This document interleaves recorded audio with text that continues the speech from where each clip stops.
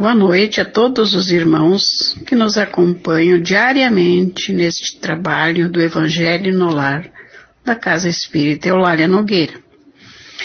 Esta é uma hora em que juntos nos ligamos a Deus, a Jesus Cristo e à espiritualidade amiga para termos um contato mais direto com as lições do Evangelho. Assim, pedimos assistência divina para este momento, que possamos estar sendo envolvidos por fluidos de paz, de serenidade, de muita luz e entendimento. Desejamos que estes fluidos penetrem todos os lares que estiverem ligados conosco, e que assim seja. Hoje, meus queridos irmãos, dando continuidade ao estudo do capítulo 28, Coletânea de Preces Espíritas, nós veremos a prece pelos espíritos endurecidos, itens 75 e 76.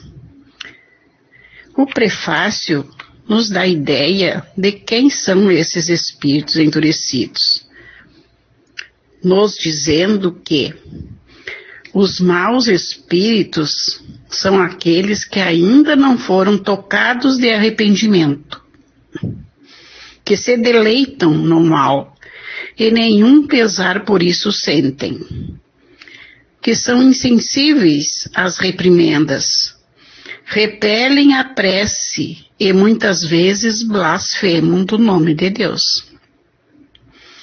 São essas almas endurecidas que, após a morte, se vingam nos homens dos sofrimentos que suportam e perseguem com seu ódio aqueles a quem odiaram durante a vida, quer obsidiando-os, quer exercendo sobre eles qualquer influência funesta.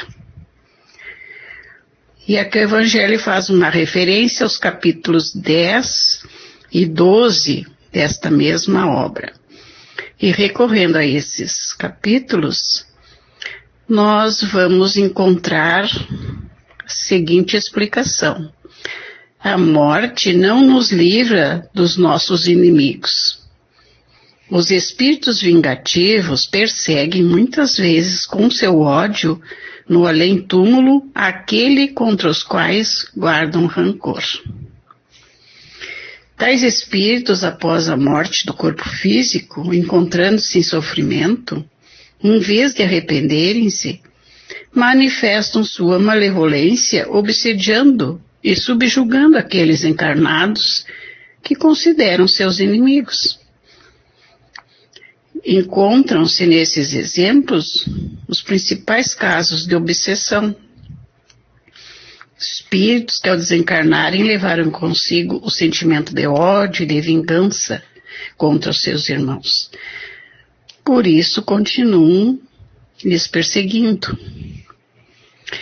Então, após este pequeno parênteses, nós continuamos com a leitura do texto.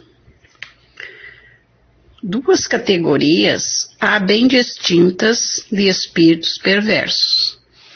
Há dos que são francamente maus e há dos hipócritas. Infinitamente mais fácil é reconduzir ao bem os primeiros do que os segundos. Aqueles, as mais às vezes, são naturezas brutas e grosseiras, como se nota entre os homens. Praticam o mal mais por instinto do que por cálculo, e não procuram passar por melhores do que são.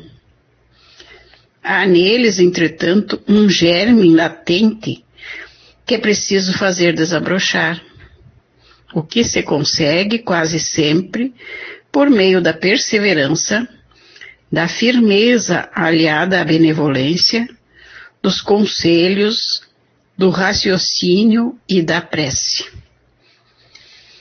Através da mediunidade, a dificuldade que eles encontram para escrever o nome de Deus é sinal de um temor instintivo, de uma voz íntima da consciência que lhes diz serem indignos de fazê-lo.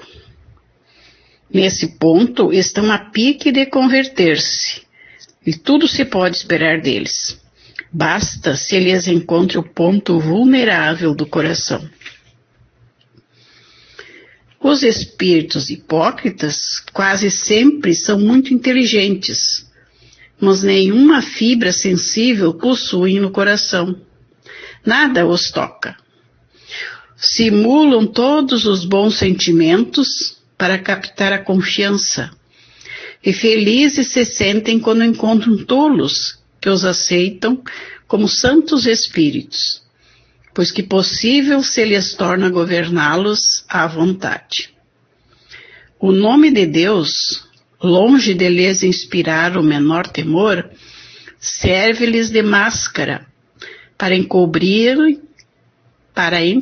suas torpezas. No mundo invisível, como no mundo visível, os hipócritas são os seres mais perigosos, porque atuam na sombra, sem que ninguém disso desconfie. Têm apenas as aparências da fé, mas fé sincera, jamais. Neste trecho, meus irmãos, o Evangelho nos mostra essas duas categorias distintas de espíritos, nos informando que é mais fácil convencer um espírito considerado mau, tocar seu coração, seu íntimo, com uma palavra de amor, do que aqueles espíritos hipócritas, os quais fingem ser o que não são, que iludem, fazendo-se passar por espíritos do bem. Estes são perigosos, pois com sua falsidade conseguem captar a confiança de alguns encarnados, subjugando-os à sua vontade. Como se disfarçam de bonzinhos, torna-se mais difícil afastá-los de suas vítimas. Porém, nós sabemos que a obsessão se dá através de um vínculo entre obsessor e obsediado. O mau espírito só consegue ligar-se a alguém se essa pessoa estiver vulnerável às suas investidas. Já os espíritos maldosos, empedernidos, vingativos, mas que não se disfarçam de bonzinhos, têm no seu íntimo a ideia de Deus e o temem. Através do trabalho dos bons espíritos ou dos médiuns, é possível fazer com que reconheçam os seus erros e arrependam-se, voltando-se a trilhar o caminho do bem. Pois não há nenhum ser que tenha sido criado para ser mau eternamente. Todos chegarão à perfeição. E é por isso que nossas preces por eles são tão importantes. Através dos nossos pedidos, das nossas palavras amorosas, eles poderão dar-se conta o mais cedo possível de que estão errados, que a lei que devemos seguir é do amor e do perdão, não do ódio e da vingança. Então, no item 76, nós temos uma sugestão de prece, que além de ser uma prece, é uma verdadeira aula para nós encarnados, pois nos adverte do que pode acontecer após a morte do corpo físico, para aqueles que nesta vida só praticaram o mal. E também nos esclarece como o espírito pode sair da situação de sofrimento em que se encontra no mundo espiritual. Basta voltar-se para Deus, arrepender-se, pedir perdão pelos erros praticados e fazer o propósito de corrigir-se. Então vamos à prece, no item 76. Senhor, digna-te de lançar um olhar de bondade sobre os espíritos imperfeitos que ainda se encontram na treva da ignorância e te desconhecem, particularmente sobre fulano de tal. Aí nós citamos o nome de quem estamos pedindo. Bons espíritos, ajudai-nos a fazer-lhe compreender que, induzindo os homens ao mal, obsidiando-os e atormentando-os, ele prolonga os seus próprios sofrimentos. Fazei que o exemplo da felicidade de que gozais lhe seja um encorajamento. Espírito que ainda te comprases no mal, vem ouvir a prece que por ti fazemos. Ela te há de provar que desejamos o teu bem, conquanto faças o mal. És desgraçado, pois não se pode ser feliz fazendo o mal. Por que então te conservarás no sofrimento, quando de ti depende evitá-lo? Olha os bons espíritos que te cercam. Vê quão ditosos são, e se te não seria mais agradável fruir da mesma felicidade. Dirás que te é impossível, porém nada é impossível àquele que quer, porquanto Deus te deu, como a todas as suas criaturas, a liberdade de escolher entre o bem e o mal, isto é, entre a felicidade e a desgraça. E ninguém se acha condenado a praticar o mal. Assim como tens vontade de fazê-lo, também podes ter o de fazer o bem e de ser feliz. Volve para Deus o teu olhar. Dirige-lhe por um instante o teu pensamento, e um raio da divina luz virá iluminar-te. Dize conosco estas simples palavras: meu Deus, eu me arrependo, perdoa-me. Tenta arrepender-te e fazer o bem, em vez de fazer o mal, e verás que logo a sua misericórdia descerá sobre ti, que um bem-estar indizível substituirá as angústias que experimentas. Desde que hajas dado um passo no bom caminho, o resto deste te parecerá fácil de percorrer. Compreenderás então quanto tempo perdeste de felicidade por culpa tua. Mas um futuro radioso e pleno de esperança se abrirá diante de ti e te fará esquecer o teu miserável passado, prenhe de perturbação e de torturas morais, que seriam para ti o inferno se houvessem de durar eternamente. Dia virá em que essas torturas serão tais que a qualquer preço quererás fazê-las cessar. Porém, quanto mais te demorares, tanto mais difícil será isso. Não creias que permanecerás sempre no estado em que te achas. Não, que isso é impossível. Duas perspectivas tens diante de ti: a de sofreres muitíssimo mais do que tens sofrido até agora, e a de seres ditoso como os bons espíritos que te rodeiam. A primeira será inevitável se persistires na tua obstinação, quando um simples esforço da tua vontade bastará para te tirar da má situação em que te encontras. Apressa-te, pois, visto que cada dia de demora é um dia perdido para a tua felicidade. Bons espíritos, faze que estas palavras ecoem nessa alma ainda atrasada, a fim de que a ajudem a aproximar-se de Deus. Nós vô-lo pedimos, em nome de Jesus Cristo, que tão grande poder tinha sobre os maus espíritos.